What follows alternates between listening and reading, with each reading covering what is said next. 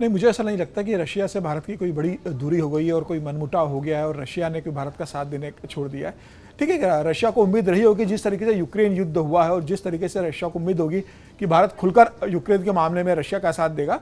भारत ने बहुत स्पष्ट रूस से भी कहा, यूक्रेन से भी कहा, और चूंकि रूस बड़ा देश है, हमला रूस ने किया था, रूस से कहा कि भाई ये युद्ध का समय नहीं है, बुद्ध का समय है, जो भी बातचीत होगी वो टेबल पे ही होगी, युद्ध किसी भी समस्या का समाधान नहीं है। और भारत वो स्टैंड पे क्लियर रहा। उसके बाद भी रशिया से भारत ने गैस और ऑयल लिया ही है, रशिया ने भारत को दिया ही, तमाम सैंक्शन लगने के बाद भी भारत ने रशिया से बिजनेस किया है। तो मुझे लग रहा है कि भारत की जो विदेश नीति इस मामले में बहुत स्पष्ट है कि अगर आप युद्ध लड़ोगे तो भारत किसी एक के साथ नहीं खड़ा होगा, और वही इजराइल और ईरान के साथ हो रहा है। खुलकर भारत ने किसी का साथ नहीं दिया है। और अभी भी जब कनाडा में प्रधानमंत्री गए थे, उन्होंने बहुत स्पष्ट कहा कि युद्ध किसी भी समस्या का समाधान नहीं है, कोई भी अगर बातचीत है तो आपस डिप्लोमेसी के स्तर पर बैठकर मुझे लगता है बातचीत करनी चाहिए। अमेरिका के साथ ट्रंप का जो दूसरा कार्यकाल रहा, मुझे लगता है कि उस कार्यकाल ने ज़्यादा संबंधों को पेचीदा बना दिया। ट्रंप का जो व्यवहार रहा है, जिस तरीके से वो दिन में कुछ एक कहते हैं, दूसरे दिन वो कुछ और बोलते थे, किसी विषय पे किस तरह का बयान देते थे, वह निश्चित रूप से किसी भी एक दोस्त के लिए या किसी भी एक आपके बिजनेस पार्टनर के लिए असहज करने वाली स्थिति होगी।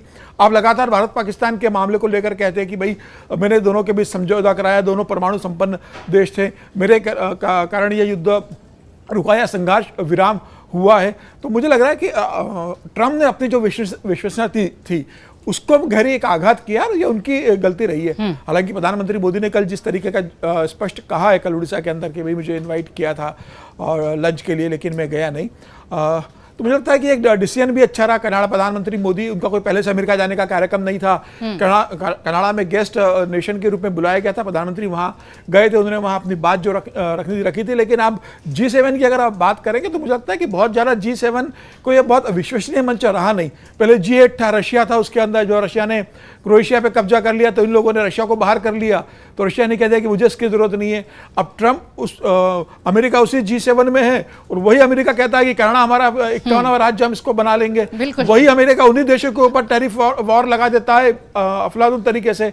वही अमेरिका जब बैठक की बात होती है तो वो ट्रंप छोड़ के चले जाते हैं, मीटिंग छोड़ के आप चले जाते हो। जेलेंस्की आपसे मिलने कनाडा आते हैं, आप वहां से चले जाते हो। इजराइल ईरान वॉर पे जब G7 प्रस्ताव लेने वाला होता है, आपका प्रस्ताव जो इजराइल के पक्ष में रहता है उस पर कोई सहमत होता नहीं है, तो कोई प्रस्ताव पारित नहीं हो पाता। तो मुझे लग रहा है कि G7 कोई बहुत विश्वसनीय बॉडी नहीं है, इसका कोई ऑफिस नहीं है, कोई कार्यालय नहीं है, कोई हेड ऑफिस नहीं है। साल में एक बार बैठते हैं, जिस देश को अध्यक्षता मिलती थी आपस में चर्चा करते हैं। और अब हालांकि काफी बड़े देश है इसके अंदर, आप देंगे जापान है, फ्रांस है, अमेरिका है, ब्रिटेन है, बड़े उसके अंदर देश है, जर्मनी है। तो जब ऐसी स्थिति G7 की, तो लगता है कि G7 कोई बहुत रिलेवेंस नहीं है। लेकिन प्रधानमंत्री इससे गए थे कि प्रधानमंत्री को हर बार जब G7 में बुलाया जाता है उसमें गए। इसके पहले 2023 में वो जापान भी गए थे। तो मुझे लग रहा है प्रधानमंत्री जाने का जो पर्पस था वो ये था कि कनाडा से जिस तरीके से झज्जर को लेकर जो संबंध खराब हुए थे, ट्रूडो के प्रधानमंत्री रहते, तो उसे वो बेहतर करने की कोशिश प्रधानमंत्री ने की थी। और मुझे लग रहा है उसका एक असर दिखा कि जिस तरीके से कनाडा ने कहा है कि भाई वापिस राजनीतिक संबंध बहाल दोनों देशों के बीच में होंगे, तो मुझे लग रहा है कि एक जो प्रधानमंत्री की यात्रा थी बहुत सक्सेसफुल इस मामले में देखी जानी चाहिए। जहां तक भारत का संबंध है तो भारत ने कहा है कि भाई सबका साथ सबका विकास, दुनिया में भारत सबको साथ लेके चल रहा है। फिर भारत, अब देखिए जब कनाडा गए तो क्रोएशिया जैसे छोटे से देश में जिसकी पॉपुलेशन 38 लाख है, उस देश में भारत के प्रधानमंत्री पहले जो वहां पर गए और उनसे कह के आए कि भाई इतना बड़ा देश, 140 करोड़ की आबादी का प्रधानमंत्री एक 38 लाख की आबादी के प्रधानमंत्री से मिलने जाता है और कहता है कि हम मिलकर विकास करेंगे। इसी तरह जब प्रधानमंत्री जापान जाते हैं, जब जापान में जब बैठक होती है G7 की, तो पापुआ न्यू गिनी जैसे छोटे देश के अंदर प्रधानमंत्री होकर आते हैं, वहाँ पर कोरोना आता है तो छोटे देशों को वैक्सीन देते हैं। तो प्रधानमंत्री का तो साफ है कि भाई सबका साथ सबका विकास करना है, सबको साथ लेके चलना है। युद्ध में भारत किसी का पक्ष नहीं लेगा, लेकिन भारत ये भी कोशिश करेगा कि किसी भी देश से संबंध खराब न हो। भारत का जो आर्थिक हित है और 2047 का जो विकसित भारत के लिए प्रधानमंत्री मोदी इतनी मेहनत कर रहे हैं, उस पर किसी तरह का आज नहीं, वो टारगेट लेकर चल रहा है।